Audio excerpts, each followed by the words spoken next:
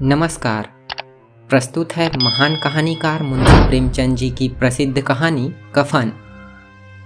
झोपड़े के द्वार पर बाप और बेटा दोनों एक बुझे हुए अलाव के सामने चुपचाप बैठे हुए हैं और अंदर बेटे की जवान बीबी बुधिया प्रसव वेदना में पछाड़ खा रही थी। रह रहकर उसके मुंह से ऐसी दिल हिला देने वाली आवाज़ निकलती थी कि दोनों कलेजा थाम लेते थे। जाड़ों की रात थी, प्रकृति सन्नाटे में डूबी हुई, सारा गांव अंधकार में लय हो गया था। घीसू ने कहा, मालूम होता है बचेगी नहीं, सारा दिन दौड़ते हो गया, जा देख तो आ। माधव चिढ़कर बोला, मरना ही तो है, जल्दी मर क्यों नहीं जाती, देख कर क्या करूं। तू बड़ा बेदर्द है बे, साल भर जिसके साथ सुख चैन से रहा उसी के साथ इतनी बेवफाई। तो मुझसे तो उसका तड़पना और हाथ पांव पटकना नहीं देखा जाता। चमारों का कुनबा था और सारे गांव में बदनाम। घीसू एक दिन काम करता तो 3 दिन आराम करता। माधव इतना कामचोर था कि आध घंटे काम करता तो घंटे भर चीलम पीता।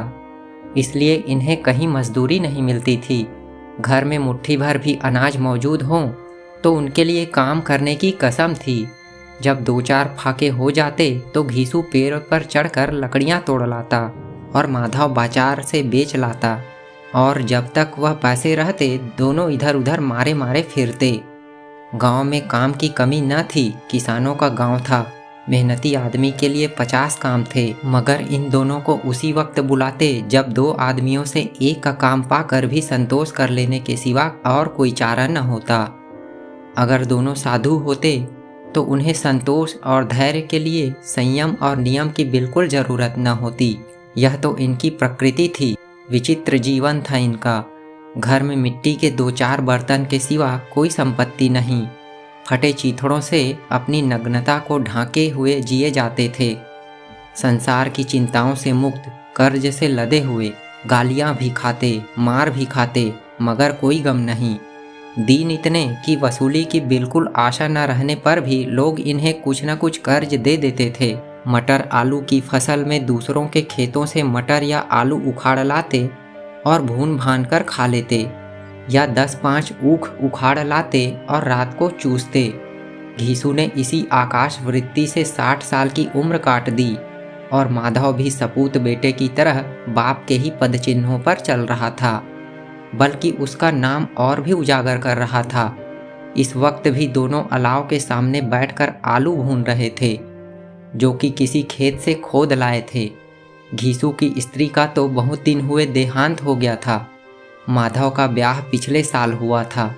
जब से यह औरत आई थी उसने इस खानदान में व्यवस्था की नींव डाली थी और इन दोनों बेगैरतों का दोजख भरती रहती थी। जब से वह आई यह दोनों और भी आराम तलब हो गए थे, बल्कि कुछ अकड़ने भी लगे थे।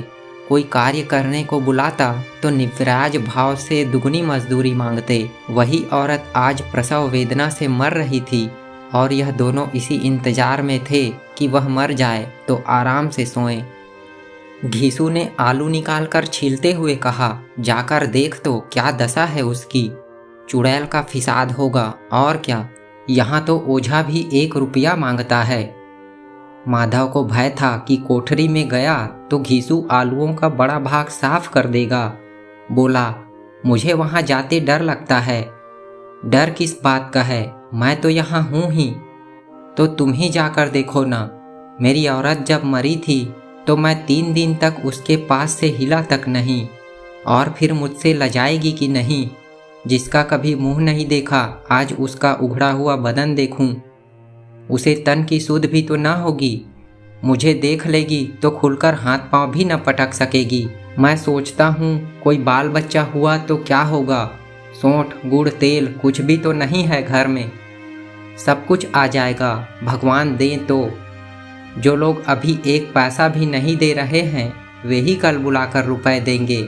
मेरे 9 लड़के हुए, घर में कभी कुछ न था, मगर भगवान ने किसी न किसी तरह बेड़ा पार ही लगाया।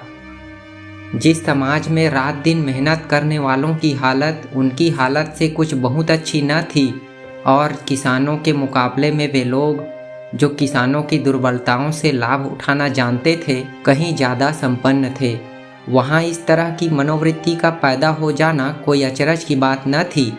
हम तो कहेंगे घीसू किसानों से कहीं ज़्यादा विचारवान था और किसानों के विचार शून्य समूह में शामिल होने के बदले बैठकबाजों की कुत्सित मंडली में जा मिला था। हाँ, उसमें यह शक्ति न थी कि बैठकबाजों के नियम और नीति का पालन करता, इसलिए जहाँ उसकी मंडली के और लोग गांव के सरगना और मुखिया बने हुए थे, उस पर सारा गांव उंगली उठाता था। फिर भी उसे यह तस्कीन तो थी ही कि अगर वह फटे हाल है तो कम से कम उसे किसानों की सी जीतोड़ मेहनत तो नहीं करनी पड़ती और उसकी सरलता और निरीहता से दूसरे लोग बेजा फायदा तो नहीं उठाते। दोनों आलू निकाल निकाल कर जलते जलते खाने लगे। कल से कुछ नहीं खाया था, इतना सब्र न था कि ठंडा हो जाने दें। कई बार दोनों की जबानें जल गई। छिल जाने पर आलू का बाहरी हिस्सा जबान, हलक और तालू को जला देता था और उस अंगारे को मुंह में रखने से ज़्यादा खैरियत इसी में थी कि वह अंदर पहुंच जाए। वहां उसे ठंडा करने के लिए काफ़ी सामान थे, इसलिए दोनों जल्द जल्द निगल जाते। हालांकि इस कोशिश में उनकी आंखों से आंसू निकल आते। घीसू को उस वक्त ठाकुर की बारात याद आई जिसमें 20 साल पहले वह गया था। उस दावत में उसे जो तृप्ति मिली थी वह उसके जीवन में एक याद रखने लायक बात थी और आज भी उसकी याद ताज़ा थी। बोला, वह भोज नहीं भूलता। तब से फिर उस तरह का खाना और भरपेट नहीं मिला। लड़की वालों ने सबको भरपेट पूड़ियाँ खिलाई थीं। सबको, छोटे बड़े सब ने पूड़ियाँ खाई और असली घी की चटनी, रायता, 3 तरह के सूखे साग, एक रसेदार तरकारी, दही, चटनी, मिठाई। अब क्या बताऊं कि उस भोज में क्या स्वाद मिला। कोई रोक टोक नहीं थी, जो चीज़ चाहो मांगो, जितना चाहो खाओ। लोगों ने ऐसा खाया कि किसी से पानी न पिया गया, मगर परोसने वाले हैं कि पत्तल में गर्म गर्म गोल गोल सुवासित कचौड़ियाँ डाल देते हैं। मना करते हैं कि नहीं चाहिए, पत्तल पर हाथ रोके हुए हैं, मगर वह हैं कि दिए जाते हैं। और जब सबने मुंह धो लिया तो पान इलायची भी मिली, मगर मुझे पान लेने की कहाँ सुध थी। खड़ा हुआ न जाता था। चटपट जाकर अपने कंबल पर लेट गया। ऐसा दिल दरियाव था वह ठाकुर। माधव ने इन पदार्थों का मन ही मन मज़ा लेते हुए कहा, अब हमें कोई ऐसा भोज नहीं खिलाता। अब कोई क्या खिलाएगा, वह जमाना दूसरा था। अब तो सबको किफ़ायत सूझती है। शादी ब्याह में मत खर्च करो, क्रियाकर्म में मत खर्च करो। पूछो, गरीबों का माल बटोर बटोर कर कहाँ रखोगे? बटोरने में तो कमी नहीं है। हाँ, खर्च में किफ़ायत सूझती है। तुमने एक 20 पूरियाँ खाई होंगी। 20 से ज़्यादा खाई थी, मैं 50 खा जाता। 50 से कम मैंने न खाई होंगी। अच्छा पट्ठा था, तू तो मेरा आधा भी नहीं है। आलू खाकर दोनों ने पानी पिया और वहीं अलाव के सामने अपनी धोतियां ओढ़कर पांव पेट में डाले सो रहे, जैसे 2 बड़े बड़े अजगर पेंडुलियां मारे पड़े हों। और बुधिया अभी तक कराह रही थी। सवेरे माधव ने कोठरी में जाकर देखा तो उसकी स्त्री ठंडी हो गई थी। उसके मुंह पर मक्खियां भिनक रही थी। पथराई हुई आंखें ऊपर टंगी हुई थी। सारी देह धूल से लथपथ हो रही थी। उसके पेट में बच्चा मर गया था। माधव भागा हुआ घीसू के पास आया। फिर दोनों जोर जोर से हाय हाय करने और छाती पीटने लगे। पड़ोस वालों ने यह रोना धोना सुना तो दौड़े हुए आए और पुरानी मर्यादा के अनुसार इन अभागों को समझाने लगे, मगर ज़्यादा रोने पीटने का अवसर न था। कफन की और लकड़ी की फिक्र करनी थी। घर में तो पैसा इस तरह गायब था जैसे चील के घोंसले में मांस। बाप बेटे रोते हुए गांव के जमींदार के पास गए। वह इन दोनों की सूरत से नफरत करते थे। कई बार इन्हें अपने हाथों से पीट चुके थे, चोरी करने के लिए, वादे पर काम पर न आने के लिए। पूछा, क्या है बे घिसुआ, रोता क्यों है? अब तो तू कहीं दिखलाई भी नहीं देता। मालूम होता है इस गांव में रहना नहीं चाहता। घीसू ने जमीन पर सिर रखकर आंखों में आंसू भरे हुए कहा, सरकार, बड़ी विपत्ति में हूँ। माधव की घरवाली रात को गुजर गई। रात भर तड़पती रही सरकार। हम दोनों उसके सिरहाने बैठे रहे। दवा दारू जो कुछ हो सका सब कुछ किया, मुदा वह हमें दगा दे गई। अब कोई एक रोटी देने वाला भी न रहा मालिक। तबाह हो गए, घर उजड़ गया।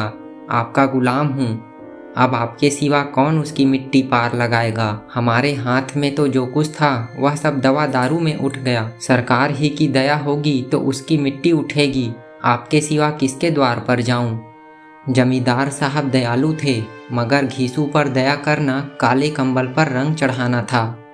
जी में तो आया, कह दें चल दूर हो यहाँ से।